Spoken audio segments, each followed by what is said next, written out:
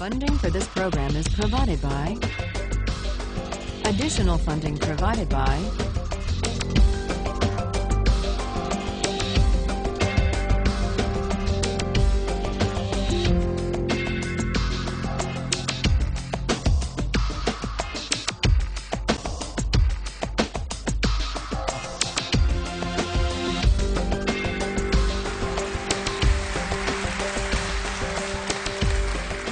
This is a course about justice, and we begin with a story.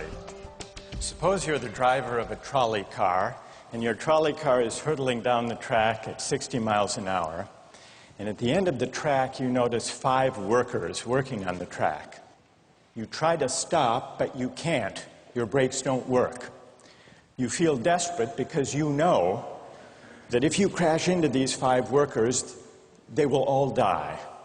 Let's assume you know that for sure. And so you feel helpless until you notice that there is, off to the right, a side track. And at the end of that track, there's one worker working on the track.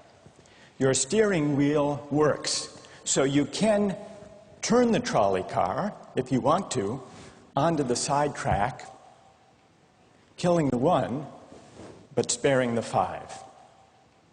Here's our first question. What's the right thing to do? What would you do? Let's take a poll. How many would turn the trolley car onto the side track? Raise your hands. How many wouldn't? How many would go straight ahead? Keep your hands up, those of you who would go straight ahead. A handful of people would. The vast majority would turn. Let's hear first. Now we need to begin to investigate the reasons why you think it's the right thing to do. Let's begin with those in the majority who would turn to go onto the side track. Why would you do it? What would be your reason? Who's willing to volunteer a reason? Go ahead, stand up. Because it can't be right to kill 5 people when you can only kill 1 person instead. It wouldn't be right to kill 5 if you could kill 1 person instead. That's a good reason. That's a good reason. Who else? Does everybody agree with that reason? Go ahead. Well, I was thinking it's the same reason on 9/11. We regard the people who flew the plane into the Pennsylvania field as heroes because they chose to kill the people in the plane and not kill more people in big buildings. So the principle there was the same on 9/11. It's a tragic circumstance, but better to kill 1 and so that 5 can live? Is that the reason most of you had, those of you who would turn? Yes? Let's hear now from those in the minority, those who wouldn't turn. Yes? Well, I think that's the same type of mentality that justifies genocide and totalitarianism. In order to save one type of race, you wipe out the other. So what would you do in this case? You would, to avoid the horrors of genocide, you would crash into the 5 and kill them? Presumably, yes. You? Yeah. Okay, who else? That's a brave answer. Thank you. Let's consider another trolley car case and see whether those of you in the majority want to adhere to the principle, better that 1 should die so that 5 should live. This time you're not the driver of the trolley car, you're an onlooker. You're standing on a bridge overlooking a trolley car track. And down the track comes a trolley car. At the end of the track are 5 workers. The brakes don't work. The trolley car is about to careen into the 5 and kill them. And now, you're not the driver. You really feel helpless until you notice standing next to you, leaning over the bridge, is a very fat man. And you could give him a shove. He would fall over the bridge, onto the track, right in the way of the trolley car. He would die, but he would spare the 5. Now, how many would push the fat man over the bridge? Raise your hand. How many wouldn't? Most people wouldn't. Here's the obvious question. What became of the principle? Better to save 5 lives even if it means sacrificing 1. What became of the principle that almost everyone endorsed in the first case? I need to hear from someone who was in the majority in both cases. How do you explain the difference between the two? Yes? The second one, I guess, involves an active choice of pushing the person down, which I guess that person himself would otherwise not have been involved in this situation at all. And so to choose on his behalf, I guess, to involve him in something that he otherwise would have escaped is, I guess, more than what you have in the first case, where the 3 parties, the driver and the 2 sets of workers, are already, I guess, in the situation. But the guy working, the one on the track off to the side, he didn't choose to sacrifice his life any more than the fat man did he? That's true, but he was on the tracks. And you... This guy was on the bridge. Go ahead, you can come back if you want. All right, it's a hard question. All right, you did well. You did very well. It's a hard question. Who else can find a way of reconciling the reaction of the majority in these 2 cases? Yes? Well, I guess in the first case, where you have the 1 worker and the 5, it's choice between those 2, and you have to make a certain choice, and people are going to die because of the trolley car, not necessarily because of your direct actions. The trolley car is a runaway thing, and you're making a split-second choice, whereas pushing the fat man over is an actual act of murder on your part. You have control over that, whereas you may not have control over the trolley car. So I think it's a slightly different situation. All right, who has a reply? No, that's good. Who has a way? Who wants to reply? Is that a way out of this? I don't think that's a very good reason, because you choose to, it's either way you have to choose who dies, because you either choose to turn and kill the person, which is an active conscious thought to turn, or you choose to push the fat man over, which is also an active conscious action. So either way you're making a choice. Do you want to reply? Well, I'm not really sure that that's the case. It just still seems kind of different, the act of actually pushing someone over onto the tracks and killing him. You are actually killing him yourself. You're pushing him with your own hands. You're pushing him. And that's Right. different than steering something that is going to cause death into another. You know, it doesn't good. really sound right saying it now. No, it's good. But I'm up here. It's good. What's your name? Andrew. Andrew. Let me ask you this question, Andrew. Yes. Suppose, standing on the bridge next to the fat man, I didn't have to push him. Suppose he were standing over a trap door that I could open by turning a steering wheel like that.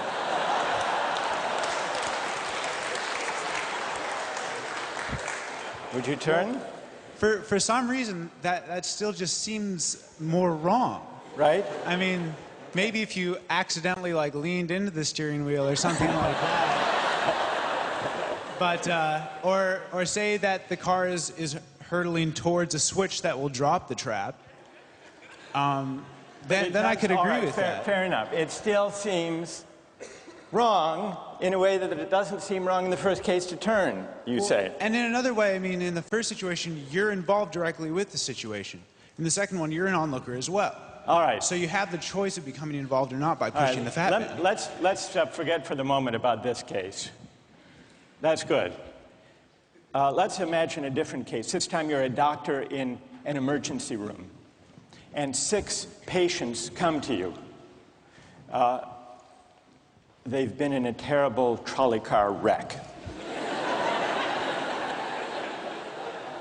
5 of them sustained moderate injuries. 1 is severely injured. You could spend all day caring for the 1 severely injured victim, but in that time the 5 would die. Or you could look after the 5, restore them to health, but during that time the 1 severely injured person would die. How many would save the 5? Now is the doctor. How many would save the 1? Very few people. Just a handful of people. Same reason, I assume. 1 life versus 5? Now consider another doctor case. This time you're a transplant surgeon, and you have 5 patients, each in desperate need of an organ transplant in order to survive. 1 needs a heart, 1 a lung, 1 a kidney, 1 a liver, and the 5th a pancreas. And you have no organ donors. You are about to see them die. And then it occurs to you that in the next room there's a healthy guy who came in for a checkup. And he's... You like that? And he's taking a nap. You could go in very quietly, yank out the 5 organs, that person would die. But you could save the 5. How many would do it? Anyone? How many? Put your hands up if you would do it.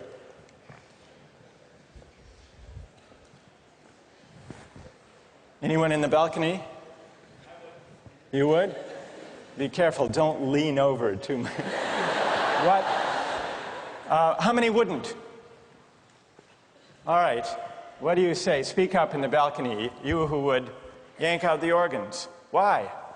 I'd actually like to explore a slightly alternate possibility of just taking the 1 of the 5 who needs an organ, who dies first, and using their 4 healthy organs to save the other 4.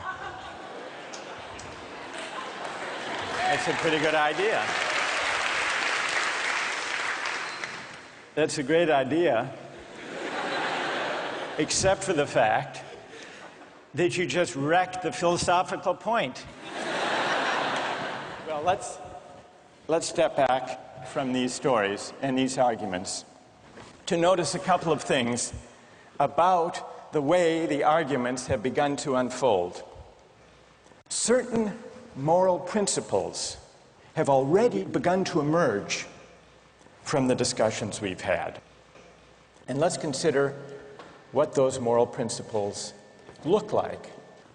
The first moral principle that emerged in the discussion said the right thing to do, the moral thing to do, depends on the consequences that will result from your action. At the end of the day, better that 5 should live, even if 1 must die. That's an example of consequentialist moral reasoning.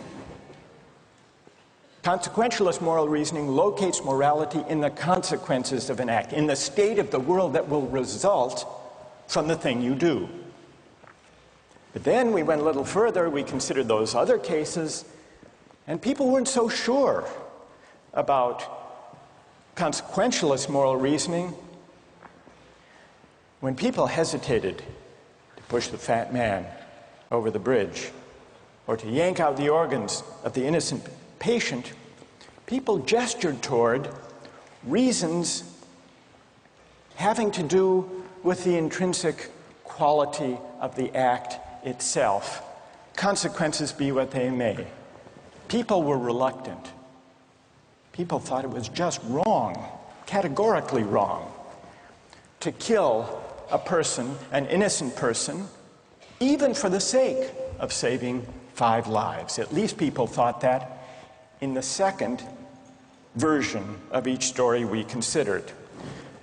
So this points to a second categorical way of thinking about moral reasoning.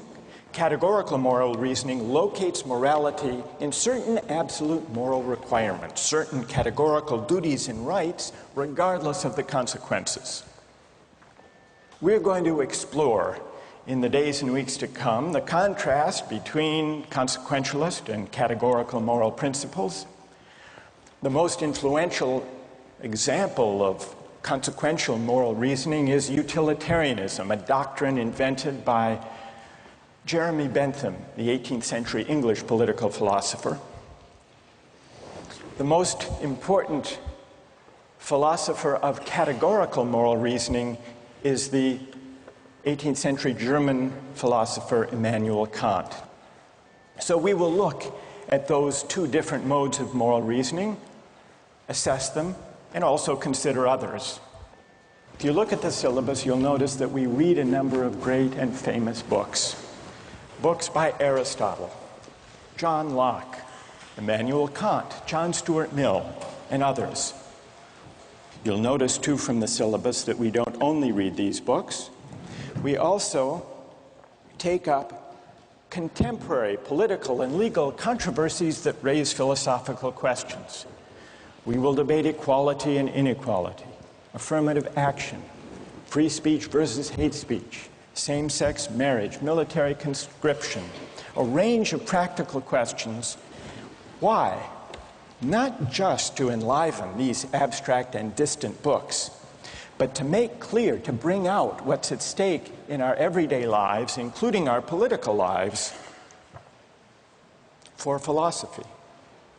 And so we will read these books, and we will debate these issues, and we'll see how each informs and illuminates the other.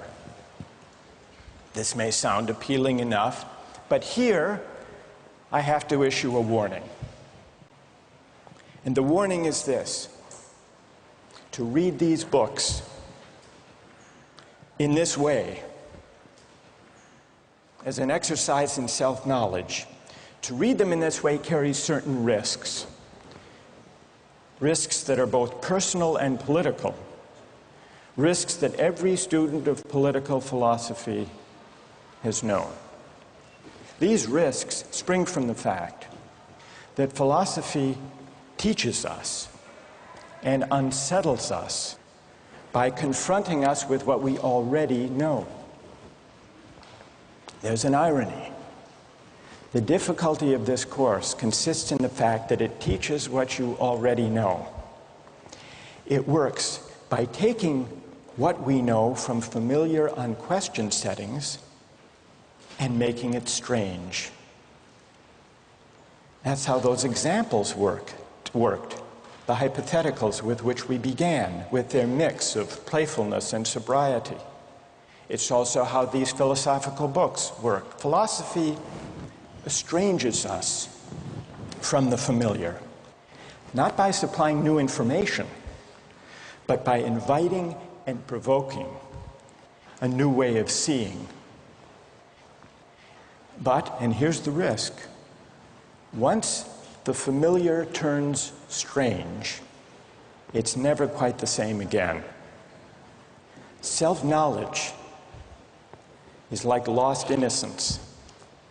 However unsettling you find it, it can never be unthought or unknown. What makes this enterprise difficult, but also riveting, is that moral and political philosophy is a story,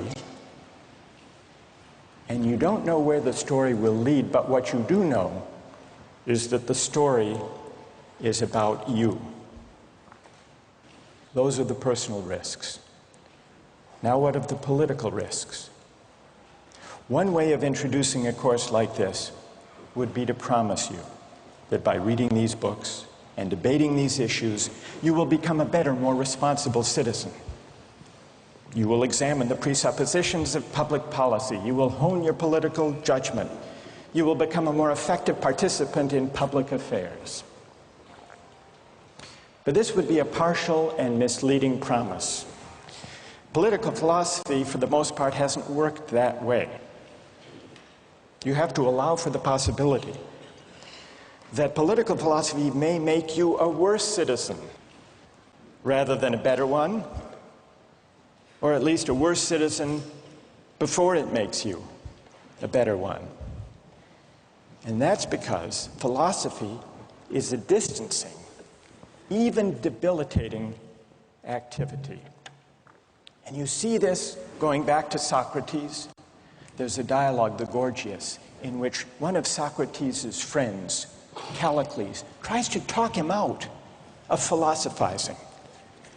Callicles tells Socrates, philosophy is a pretty toy if one indulges in it with moderation at the right time of life. But if one pursues it further than one should, it is absolute ruin. Take my advice, Callicles says.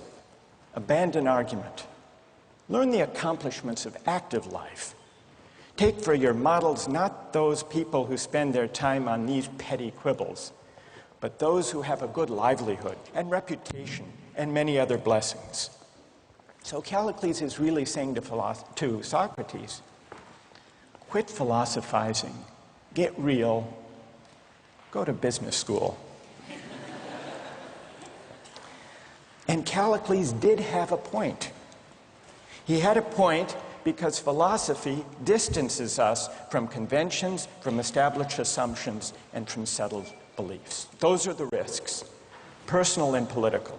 And in the face of these risks, there is a characteristic evasion. The name of the evasion is skepticism. It's the idea, well, it goes something like this. We didn't resolve once and for all either the cases or the principles we were arguing when we began. And if Aristotle and Locke and Kant and Mill haven't solved these questions after all of these years, who are we to think that we here in Sanders Theater over the course of a semester can resolve them? And so maybe it's just a matter of each person having his or her own principles and there's nothing more to be said about it. No way of reasoning. That's the evasion of skepticism, to which I would offer the following reply. It's true, these questions have been debated for a very long time. But the very fact that they have recurred and persisted may suggest that though they're impossible in one sense, they're unavoidable in another. And the reason they're unavoidable, the reason they're inescapable, is that we live some answer to these questions every day. So skepticism, just throwing up your hands and giving up on moral reflection, is no solution.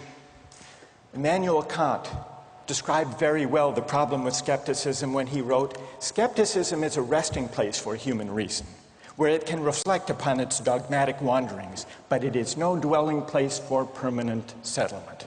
Simply to acquiesce in skepticism," Kant wrote, "can never suffice to overcome the restlessness of reason."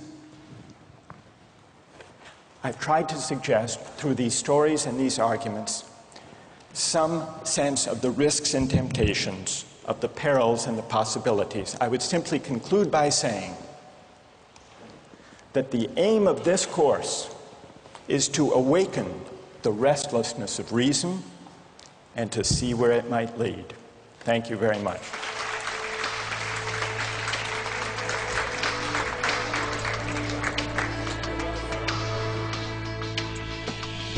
Like, in a situation that desperate, you have to do what you have to do to survive. You have to do what you have to do. You got to do what you got to do, pretty much. If you've been going 19 days without any food, you know, someone just has to take the sacrifice. Someone has to make the sacrifice, and people can survive. All right, that's good. What's your name? Marcus. Marcus. What do you say to Marcus?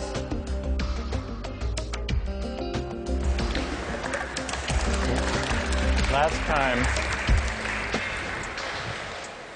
we started out last time with some stories, with some moral dilemmas about trolley cars and about doctors and healthy patients vulnerable to being victims of organ transplantation, we noticed two things about the arguments we had. One had to do with the way we were arguing. We began with our judgments in particular cases. We tried to articulate the reasons or the principles lying behind our judgments. And then, confronted with a new case, we found ourselves re-examining those principles, revising each in the light of the other. And we noticed the built-in pressure to try to bring into alignment our judgments about particular cases and the principles we would endorse on reflection. We also noticed something about the substance of the arguments that emerged from the discussion. We noticed that sometimes we were tempted to locate the morality of an act in the consequences, in the results, in the state of the world that it brought about. And we called this consequentialist moral reasoning. But we also noticed that in some cases, we weren't swayed only by the result. Sometimes, many of us felt that not just consequences, but also the intrinsic quality or character of the act matters morally. Some people argued that there are certain things that are just categorically wrong, even if they bring about a good result, even if they save 5 people at the cost of 1 life. So we contrasted consequentialist moral principles with categorical ones. Today, and in the next few days, we will begin to examine one of the most influential versions of consequentialist moral theory, and that's the philosophy of utilitarianism. Jeremy Bentham, the 18th century English political philosopher, gave the first clear systematic expression to the utilitarian moral theory. And Bentham's idea, his essential idea, is a very simple one, with a lot of morally intuitive appeal. Bentham's idea is the following: the right thing to do, the just thing to do, is to maximize utility. What did he mean by utility? He meant by utility the balance of pleasure over pain, happiness over suffering. Here's how he arrived at the principle of maximizing utility. He started out by observing that all of us, all human beings, are governed by 2 sovereign masters, pain and pleasure. We human beings like pleasure and dislike pain. And so we should base morality, whether we're thinking about what to do in our own lives, or whether as legislators or citizens we're thinking about what the laws should be.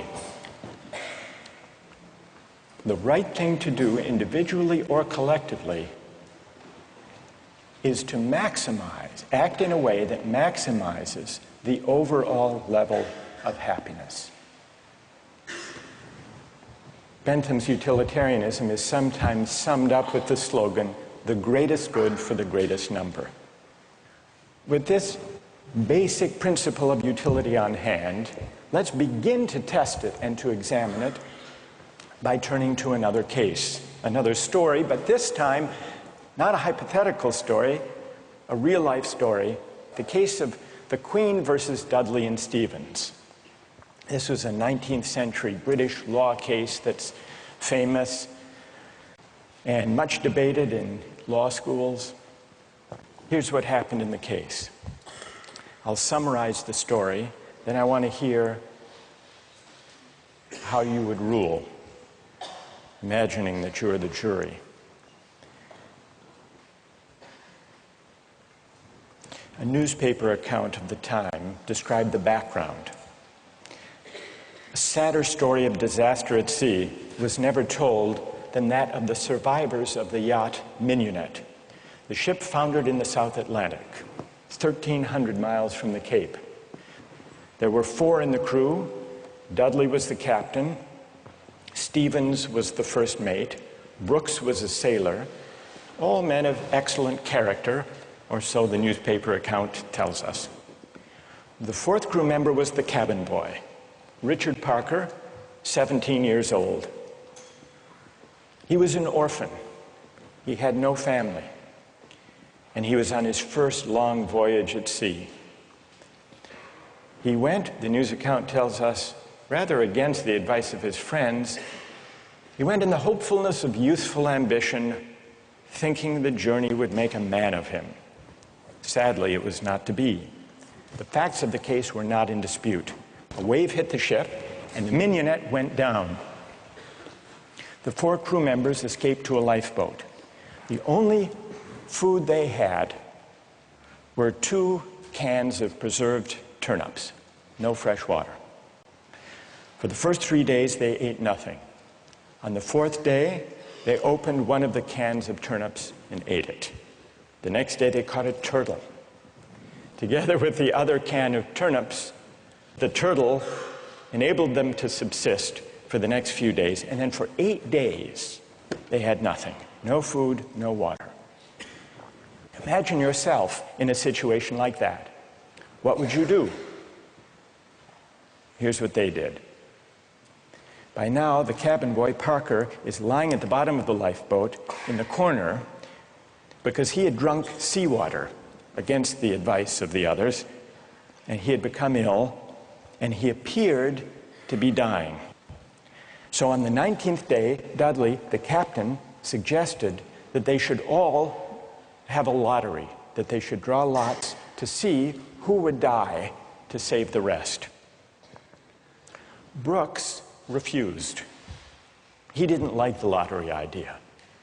We don't know whether this was because he didn't want to take the chance or because he believed in categorical moral principles. But in any case, no lots were drawn. The next day, there was still no ship in sight, so Dudley told Brooks to avert his gaze, and he motioned to Stevens that the boy Parker had better be killed. Dudley offered a prayer.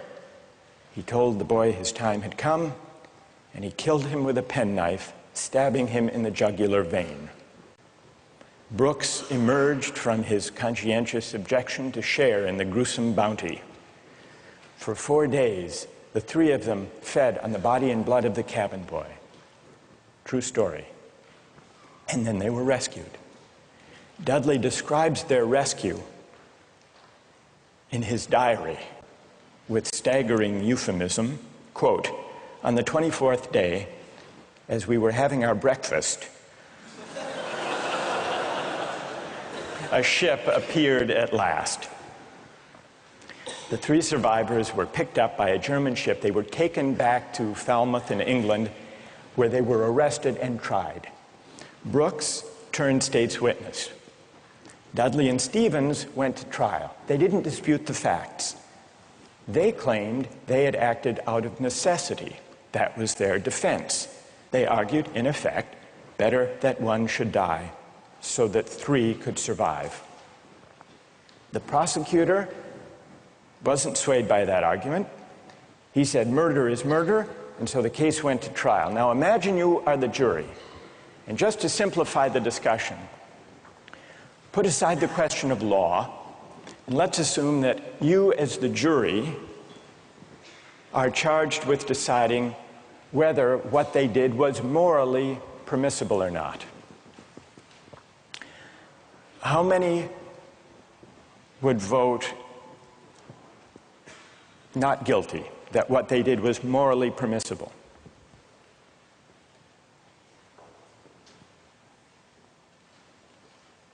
And how many would vote guilty, what they did was morally wrong? A pretty sizable majority. Now let's see what people's reasons are, and let me begin with those who are in the minority. Let's hear first from the defense of Dudley and Stevens. Why would you morally exonerate them? What are your reasons? Yes? I think it is morally reprehensible, but I think that there's a distinction between what's morally reprehensible and what makes someone legally accountable. In other words, as the judge said, what's always moral isn't necessarily against the law. And while I don't think that necessity justifies theft or murder or any illegal act, at some point your degree of necessity does in fact exonerate you from any guilt. Okay, good. Other defenders, other voices for the defense. Moral justifications for what they did. Yes? All right, thank you. I just feel like in a situation that desperate, you have to do what you have to do to survive. You have to do what you have to do. You got to do what you got to do, pretty much. If you've been going 19 days without any food, someone just has to take the sacrifice. Someone has to make the sacrifice, and people can survive. Right. And furthermore, from that, let's say they survive, and then they become productive members of society who go home and start like 1 million charity organizations and this and that and this and that. I mean, they benefit everybody in the end. Yeah. So, I mean, I don't know what they did afterwards. They might have gone and kill more people, whatever. But what? What if they went home and they turned out to be assassins? What if they weren't going home and turned out to be assassins? Well, you'd want to know who they assassinated. That's true, too. That's fair. That's fair. Okay. I don't want to know who they assassinated. All right, that's good. What's your name? Marcus. Marcus. All right. We've heard a defense, a couple of voices for the defense. Now we need to hear from the prosecution. Most people think what they did was wrong. Why? Yes.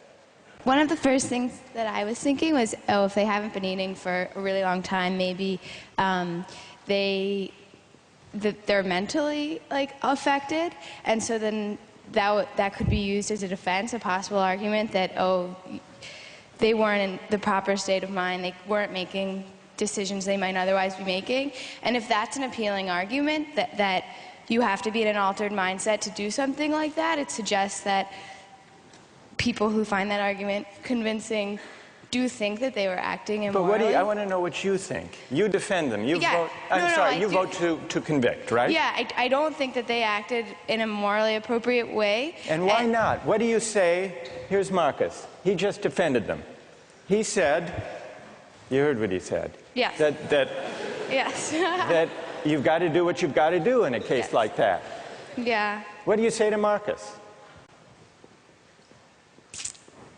That there's no situation that would allow human beings to take the idea of fate or that the other people's lives in their own hands, that we don't have that kind of power. Good. Okay. Thank you. And what's your name? Britt. Britt? Yes. Okay. Who else? What do you say? Stand up. I'm wondering if Dudley and Stephen had asked for Richard Parker's consent in, dying, if that would that exonerate them from an act of murder? And if so, is that still morally justifiable? That's interesting. All right, consent. Wait, hang on. What's your name? Kathleen. Kathleen says, suppose they had asked, what would that scenario look like? So, in the story, Dudley is there, penknife in hand, but instead of the prayer, or before the prayer, he says, Parker, would you mind? We're desperately hungry, as Marcus empathizes with. We're desperately hungry. You're not going to last long anyhow. Yeah. You can be a martyr. Would you be a martyr? Yeah. How about it, Parker?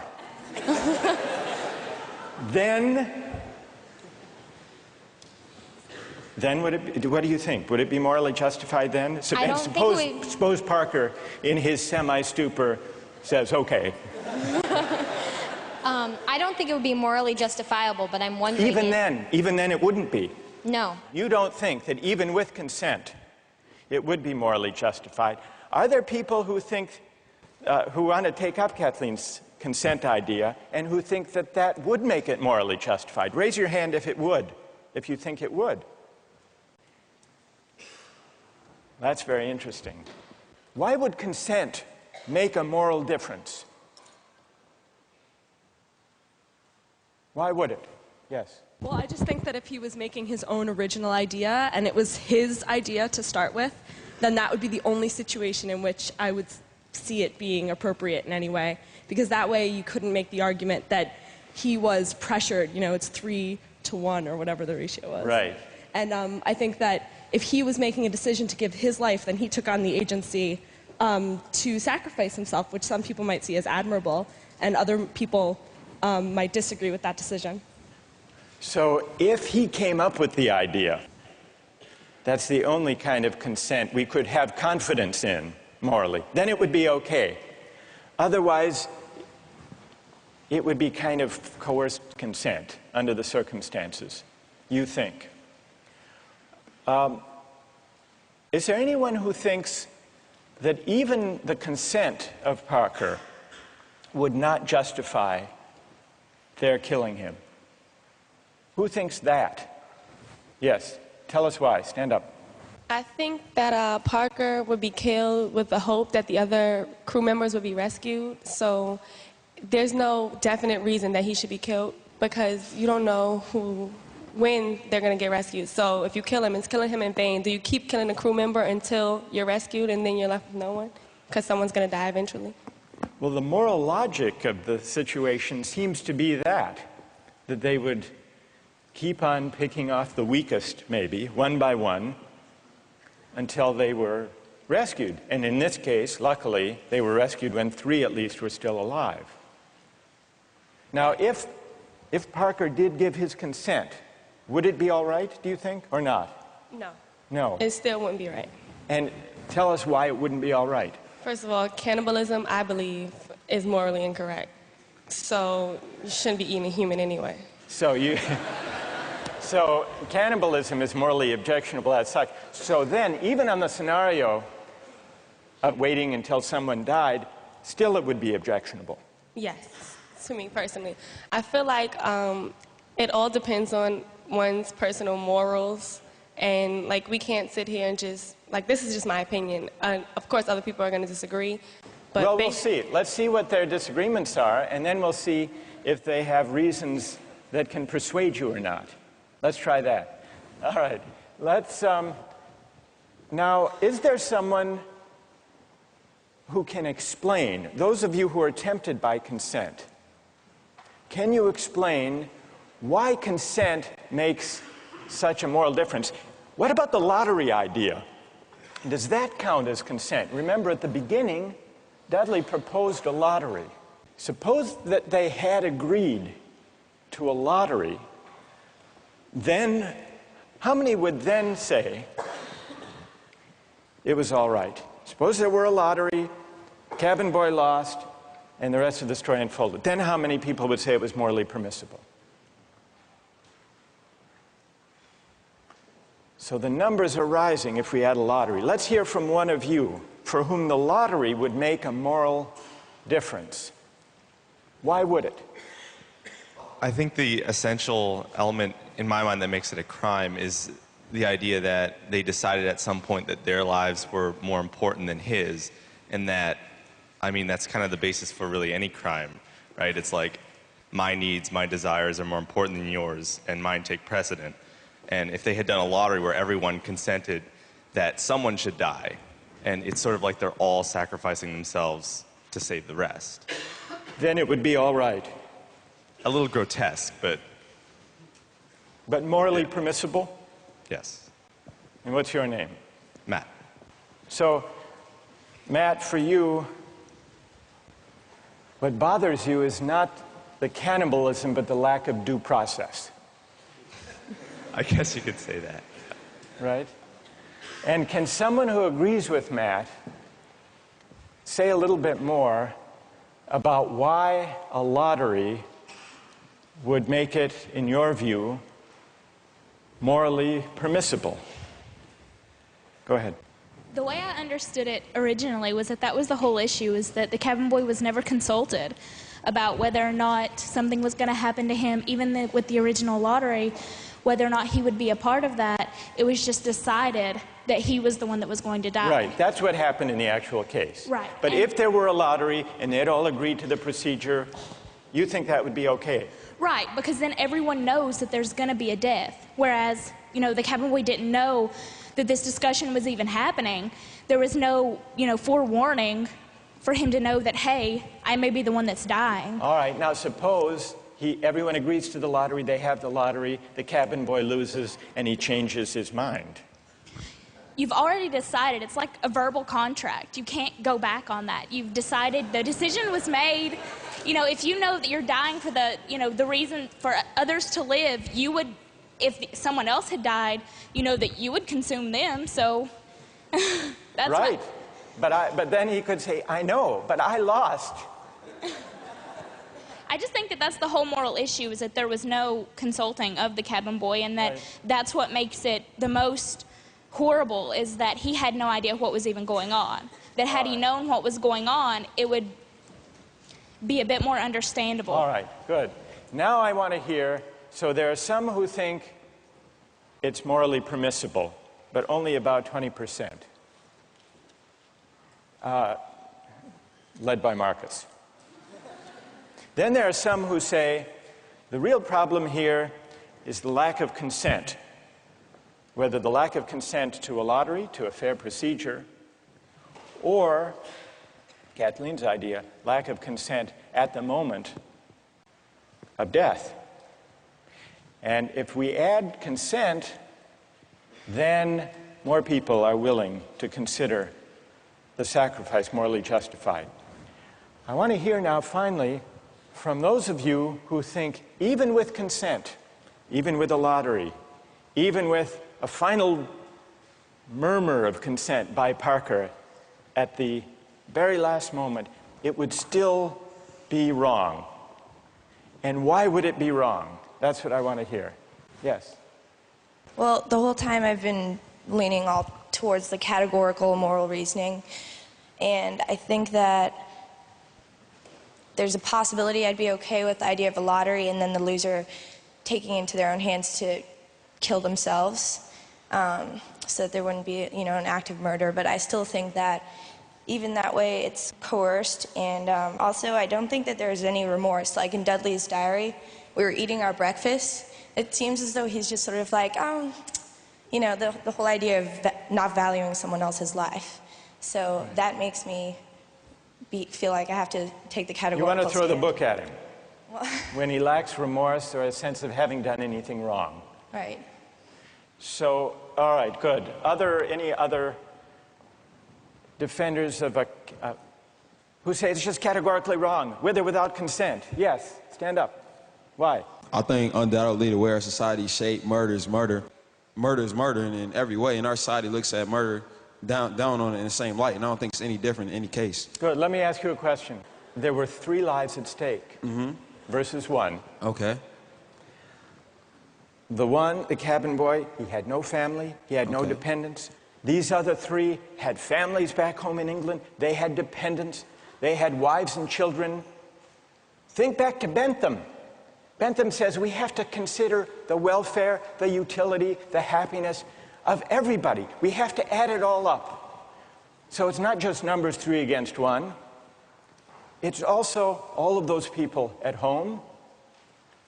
In fact, the London newspaper at the time and popular opinion sympathized with them, Dudley and Stevens. And the paper said if they weren't motivated by affection and concern for their loved ones at home and their dependents, surely they wouldn't have done this. Yeah, and how is that any different from people on the corner trying to have the same desire to feed their family? I don't think it's any different. I think in any case, if I'm murdering you to advance my status, that's murder, and I think that we should look at that all in the same light instead of criminalizing certain activities and making certain things seem more violent and savage, when in the same case it's all the same. It's all the same act and mentality that goes into murder, necessity to feed your family. So suppose it weren't 3, suppose it were 30, 300. 1 life to save 300. Or in wartime, 3,000. Okay. Suppose the stakes are even bigger. Suppose the stakes are even bigger. I think it's still the same deal. Do you think Bentham is wrong to say the right thing to do is to add up the collective happiness? You think he's wrong about that? I don't think he's wrong, but I think murder is murder in any case. Yeah, well, then Bentham has to be wrong. If you're right, he's wrong. Okay, then he's wrong. All right. I'm right. Thank you. Well done. All right, let's step back from this discussion and notice how many objections have we heard to what they did. We heard some defenses of what they did. The defenses had to do with necessity, their dire circumstance, and, implicitly at least, the idea that numbers matter. And not only numbers matter, but the wider effects matter.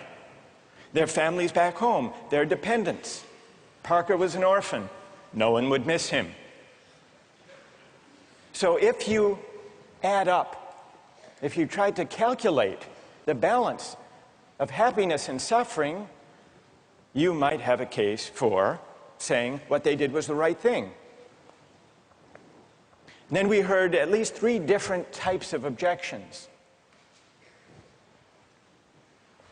We heard an objection that said, what they did was categorically wrong.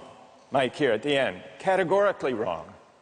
Murder is murder, it's always wrong, even if it increases the overall happiness of society. A categorical objection. But we still need to investigate why murder is categorically wrong. Is it because even cabin boys have certain fundamental rights? And if that's the reason, where do those rights come from, if not from some idea of the larger welfare or utility or happiness? Question number 1. Others said a lottery would make a difference. A fair procedure, Matt said.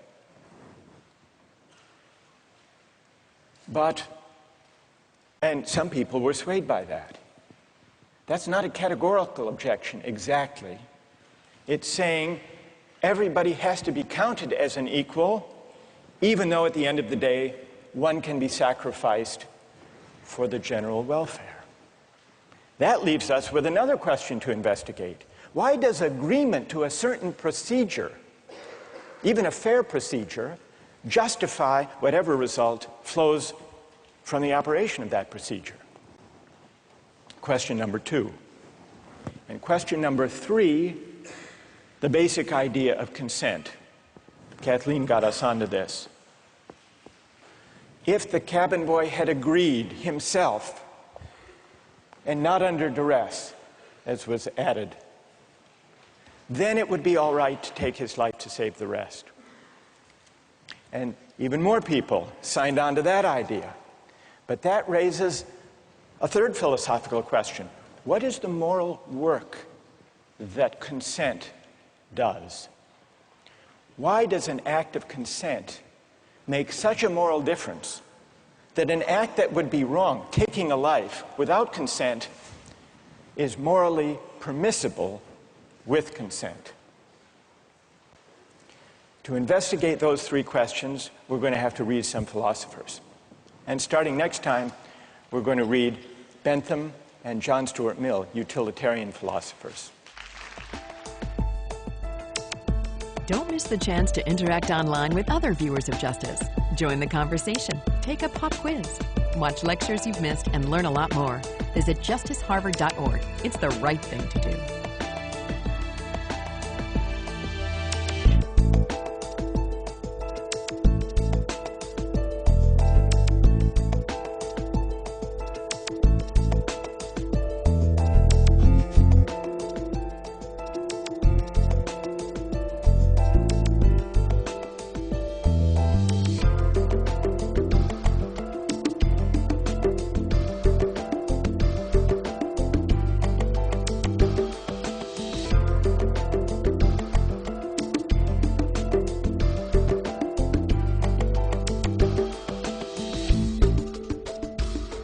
Funding for this program is provided by... Additional funding provided by...